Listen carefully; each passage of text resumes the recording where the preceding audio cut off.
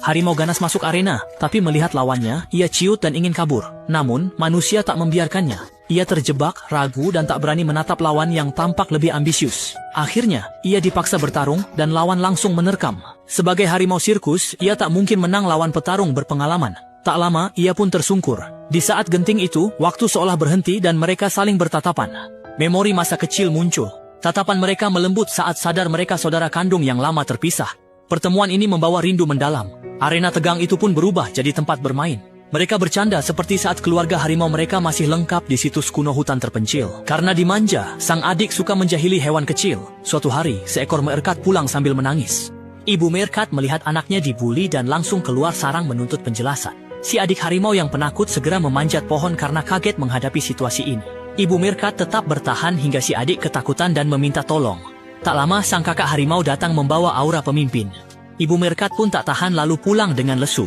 Setelah turun, sang kakak menenangkan adiknya. Hubungan mereka sungguh erat. Namun, kedamaian itu terusik saat sekelompok tamu tak diundang tiba-tiba datang.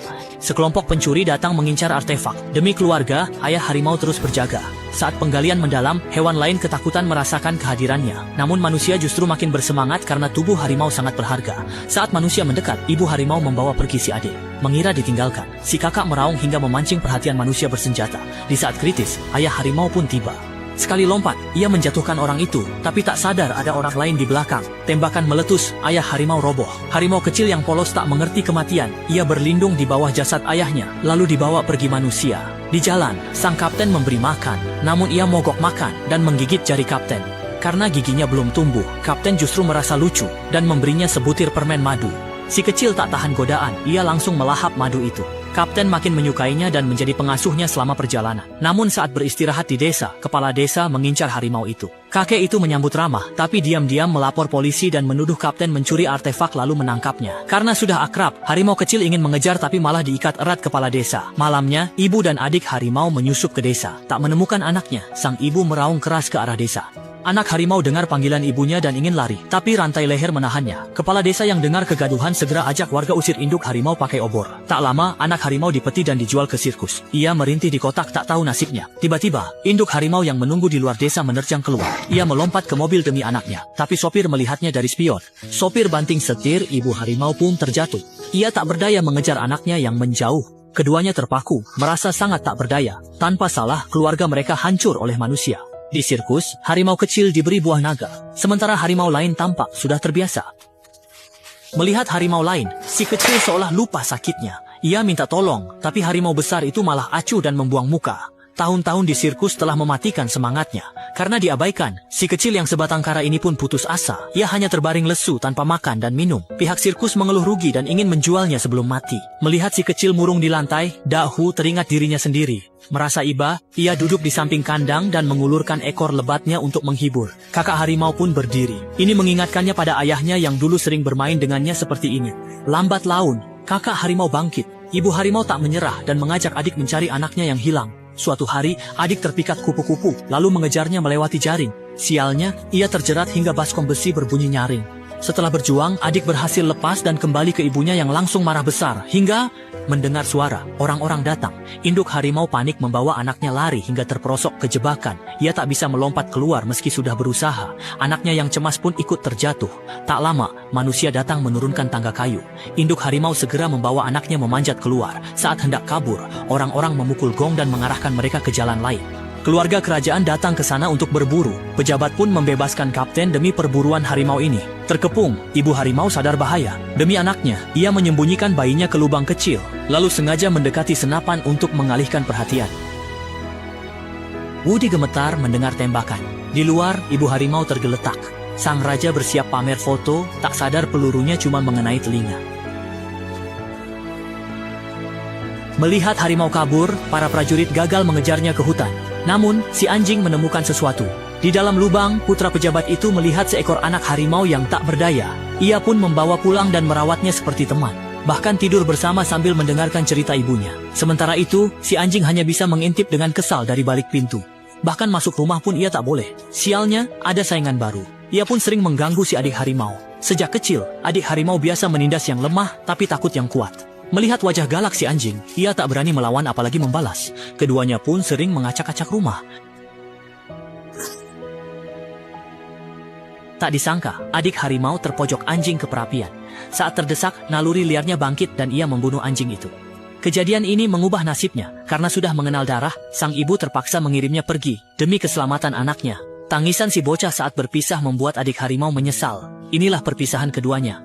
Ayah si bocah, seorang pejabat, mengirim adik harimau ke arena istana yang kejam. Di sana, ia tumbuh menjadi binatang buas yang ganas demi bertahan hidup. Sebaliknya, sang kakak di sirkus berubah menjadi penurut dan pandai mengemis pada penonton. Baginya, kembali ke kandang adalah hal terbaik. Meski pintu terbuka, ia takkan lari karena naluri liarnya telah hilang. Awalnya, kedua harimau bersaudara itu dikira takkan bertemu lagi. Namun, seorang perwira membeli sang kakak demi ulang tahun raja. Saat perayaan, raja pun mengadu mereka bertarung untuk pamer kemegahan di depan para tamu. Begitu kandang dibuka, harimau kecil itu tak sabar menerobos masuk ke arena. Wajah garangnya membuat para tamu kehormatan bersorak. Anak laki-laki itu langsung mengenalinya sebagai si rubah. Ayahnya berdalih bahwa harimau itu sudah dikirim ke kebun binatang, namun ekspresi tegangnya membongkar kebohongan itu. Sementara itu, sang kakak tampak lesu dan tak bersemangat. Di bawah paksaan pelatih, ia masuk ke arena. Saat melihat lawannya, ia ketakutan. Ia pun terpaksa bertarung dengan adiknya sendiri, meski kekuatan mereka sangat berbeda jauh. Tak butuh lama, sang kakak terdesak jatuh ke tanah, seperti adegan awal tadi. Saat bertatapan, kenangan masa kecil pun muncul kembali. Sang adik yang takut memanjat pohon, dan sang kakak yang siap menangkapnya di bawah. Ingatan mereka pun terhubung, lalu mereka berpelukan erat.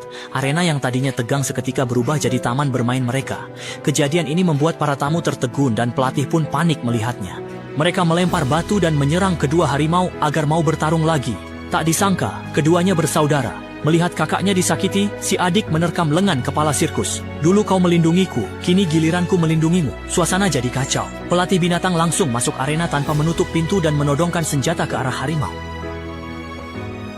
Mereka kabur dari kandang, melompat ke kursi penonton, lalu lari keluar. Lucunya, penonton malah berebut masuk kandang untuk sembunyi. Setelah lolos dari arena, si kakak malah masuk ke kandang sirkus karena terbiasa. Si adik kaget dan memarahinya, lalu pergi sendirian dengan kesal sambil terus menoleh berharap kakaknya ikut. Si kakak hanya terdiam karena sudah bertahun-tahun terbiasa hidup dalam cambukan.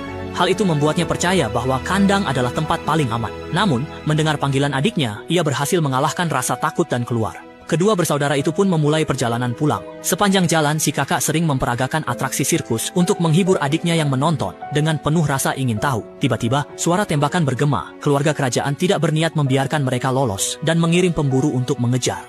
Untungnya, kedua bersaudara itu sangat gesit. Setelah menempuh perjalanan malam, akhirnya mereka melihat kuil tempat tinggal mereka saat kecil. Namun, mereka tidak tahu bahwa manusia yang marah telah menaburkan bensin di jalan dan menyalakan api dengan obor untuk menghalangi kepulangan mereka. Api membesar, kakak beradik itu terdesak. Melihat api mendekat, si kakak teringat sirkus dan tatapannya menajam. Ia nekat menerjang api, tapi lupa adiknya tertinggal. Si adik mengerang putus asa, mengira ditinggalkan. Tak lama, si kakak kembali setelah mencari jalan. Ia menenangkan dan menyemangati adiknya seperti dulu. Si adik pun berani, lalu melompat keluar bersama. Sang kapten menyaksikan dari jauh. Mereka tersentuh, sadar hewan berdarah dingin pun punya rasa. Usai melompat dari api, si kakak beradik mendinginkan diri di sungai, tapi manusia tetap tak kenal ampun. Melihat gerakan di hutan, penduduk darat tak tahan lagi. Dia mendekat dan ternyata itu cuma anak kecil. Raul. Bocah itu tahu ini mungkin pertemuan terakhir mereka, jadi dia datang berpamitan. Merasakan semua perasaan yang muncul ini?